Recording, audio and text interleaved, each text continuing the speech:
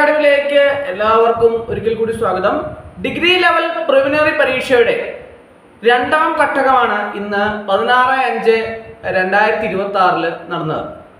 1:30 മുതൽ 3:05 വരെയായിരുന്നു പരീക്ഷ.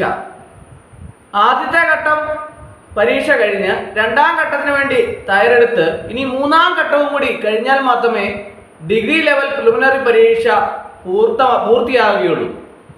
അപ്പോൾ ഡിഗ്രി ലെവൽ പ്രിലിമിനറി പരീക്ഷയുടെ രണ്ടാം ഘട്ടമായ ഇന്ന് പരീക്ഷയെ സംബന്ധിച്ച് വിശദമായിട്ടുള്ള ഒരു അവലോകനം, ആദ്യത്തെ ഘട്ടത്തിൽ വിശദമായ ഒരു അവലോകനം ആദ്യത്തെ ഘട്ടത്തെക്കുറിച്ച് നമ്മൾ നടത്തിയിട്ടുണ്ടായിരുന്നു.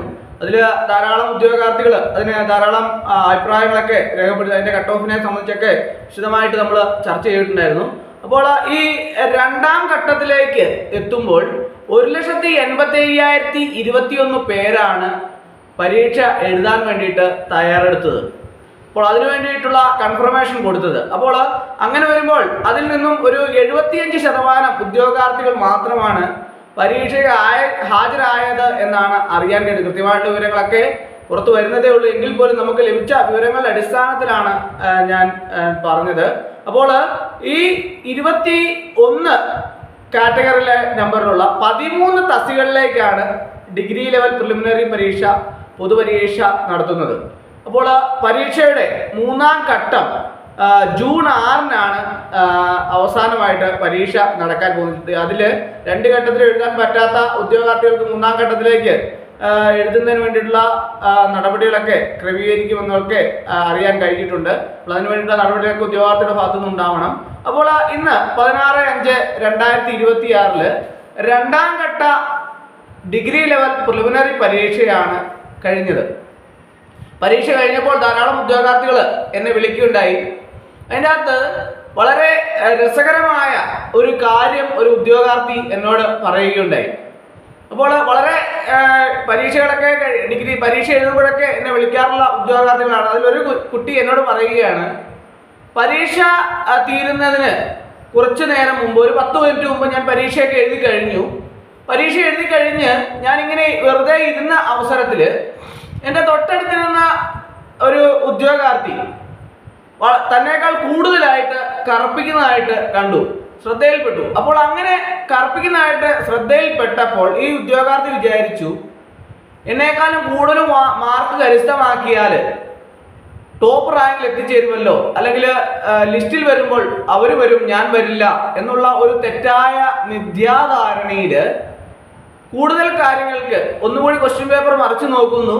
അതിനുശേഷം തങ്ങൾക്കറിയാം വിട്ടുകളഞ്ഞൊക്കെ തന്നെ ഒന്നുകൂടെ ചെക്ക് ചെയ്തതിന് ശേഷം ഒരു 5-10 എണ്ണം വീണ്ടും കറുപ്പിച്ചു. കൃത്യമായിട്ടുള്ള എണ്ണം പറഞ്ഞില്ല, 5-10 എണ്ണം ഞാൻ സാറേ വീണ്ടും കറുപ്പിക്കുകയുണ്ടായി. എന്നാൽ ഞാൻ വീട്ടിൽ വന്ന് നോക്കിയപ്പോൾ ആ കറുപ്പിച്ചതെല്ലാം തെറ്റിപ്പോയി സാറേ, അതൊരു അബദ്ധമായി പോയി എന്ന് എന്നോട് ആ കുട്ടി വളരെ സങ്കടത്തോടു കൂടി വിഷമത്തോടു കൂടി പറഞ്ഞു. എന്നെ സംബന്ധിച്ചിടത്തോളം അത് കേട്ടപ്പോൾ സത്യം പറഞ്ഞാൽ ഞാൻ പല ഉദ്യോഗാർത്ഥികളോടും പറയാറുണ്ട്, നിങ്ങൾക്ക് ആവശ്യമില്ലാത്ത കാര്യങ്ങൾ, നിങ്ങൾ വിട്ടുകളഞ്ഞ ചോദ്യങ്ങൾ നിങ്ങളത് ഉപേക്ഷിക്കുക തന്നെ ചെയ്യുക. അതിനുശേഷം വരുന്ന കാര്യങ്ങളെക്കുറിച്ച് നമുക്ക് പിന്നീട് ആലോചിക്കാം. അത് പലപ്പോഴും ഞാൻ പല ഉദ്യോഗാർത്ഥികൾക്കും നൽകാറുള്ള ഒരു ഉപദേശമാണ്. പക്ഷേ പല ഉദ്യോഗാർത്ഥികളും ആ ഉപദേശം കൃത്യമായിട്ട് കൈക്കൊള്ളാറില്ല. പക്ഷേ എന്താണ്, എക്സാമിനേഷൻ ഹാളിൽ ചെല്ലുമ്പോൾ നമ്മളുടെ ചിന്താഗതിയിൽ ഒരു വ്യത്യാസം ഉണ്ടാകുന്നു. നമ്മൾക്ക് എന്താണ് നമ്മളെക്കാളും ഉയർന്ന റാങ്കിൽ മറ്റുള്ളവർ എത്തുമോ എന്നുള്ള ഒരു ചിന്ത അലട്ടുകയും അതിന് ആനുപാതികമായിട്ടുള്ള പ്രവർത്തനങ്ങളൊക്കെ നടത്തുകയും അത് നമ്മളെ നെഗറ്റീവ് മാർക്കിലേക്ക് തള്ളിവിടുകയും ചെയ്യുന്ന ഒരു സാഹചര്യം ഉണ്ടാവും.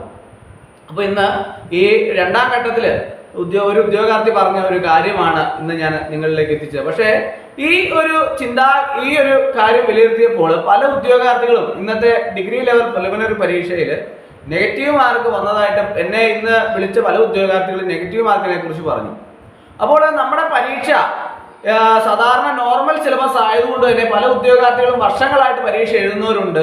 അപ്പോൾ അതിനെ സംബന്ധിച്ച് നോക്കുകയാണെങ്കിൽ പല ഒരു ഉദ്യോഗാർത്ഥിക്ക് കണക്ക് അവസാനത്തേക്ക് മാറ്റി വെക്കുകയും അത് എഴുതാൻ പറ്റാത്ത ഒരു സാഹചര്യം ഉണ്ടാവുകയും അത് സമയം തീർന്നു പോകുന്ന ഒരു സാഹചര്യം ഉണ്ടാവുകയൊക്കെ ചെയ്തു. അങ്ങനെയൊക്കെ പല അഭിപ്രായങ്ങൾ ഉദ്യോഗാർത്ഥികളുടെ ഭാഗത്തു നിന്നുണ്ടായി. എന്നാലും ഒന്നാം ഘട്ടത്തിനെ അപേക്ഷിച്ച് രണ്ടാം ഘട്ടത്തിൽ കുറെ കൂടി നിലവാരമുള്ള ചോദ്യങ്ങളായിരുന്നു എന്ന് പല ഉദ്യോഗാർത്ഥികളും അഭിപ്രായപ്പെട്ടു.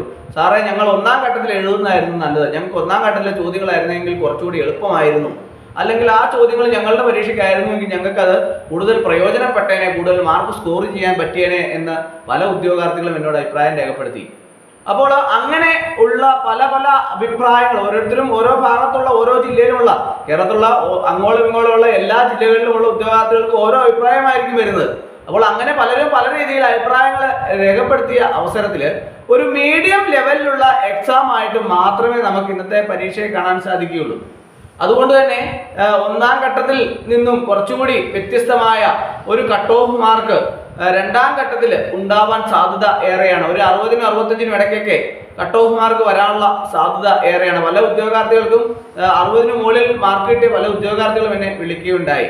അപ്പോൾ അങ്ങനെ നോക്കുമ്പോൾ കട്ട് ഓഫ് മാർക്ക് ഒരു 60-നും 65-നും ഇടയ്ക്കൊക്കെ വരാനുള്ള സാധ്യത ഏറെയാണ്.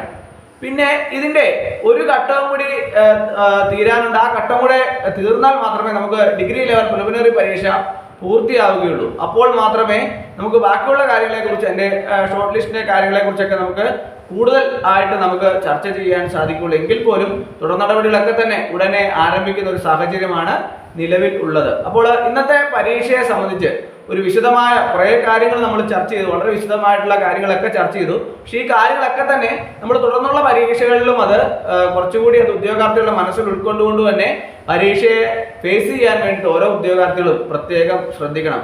നിങ്ങളുടെ വിജയമാണ് നമ്മുടെ അക്കാഡമിയുടെയും വിജയം. നിങ്ങളുടെ ഓരോരുത്തരുടെയും അഭിപ്രായങ്ങളാണ് നമ്മളുടെ അക്കാഡമിയിൽ നമ്മൾ രേഖപ്പെടുത്തുന്നത്. അതനുസരിച്ചാണ് നമ്മൾ അക്കാഡമിയുടെ ഓരോ കാര്യങ്ങളും നമ്മൾ വിജയത്തെ ആശ്രയിച്ചിരിക്കുന്നത്. അപ്പോൾ നിങ്ങളുടെ എല്ലാവരുടെയും സപ്പോർട്ട് നമ്മുടെ അക്കാഡമിക്ക് ഉണ്ടായിരിക്കണം. അപ്പോൾ ഇന്നത്തെ ക്ലാസ് എല്ലാവർക്കും ഇഷ്ടമായെന്ന് വിചാരിക്കുന്നു. ഒരിക്കൽ കൂടി നന്ദി നിർത്തട്ടെ. നന്ദി, നമസ്കാരം.